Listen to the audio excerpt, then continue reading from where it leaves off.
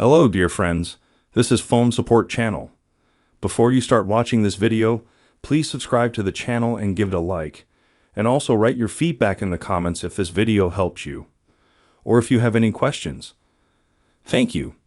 In this video, I want to show and tell you how you can block some user in Messenger.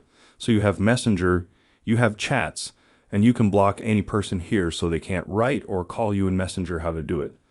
See, for this you just need to go to the Messenger application. Now here you open the item Chats. Now here we find the person we want to block. We select here this person, for example. Now we click here on top of the profile. Go a little bit lower, we have here the item Block.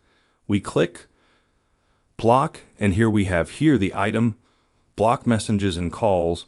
Click on this item. Now click on the button Block. We just block this user in Messenger. Now we can easily block him in Facebook. That is, we block him in Messenger. But since it is an application from Facebook modem, in one click to block this person in Facebook, as you can see, this is a very simple and quick way. Done. There is nothing complicated. If you like this video, put likes and subscribe to the channel. And also watch other useful videos on the channel. That was Phone Support. Bye bye. See you later.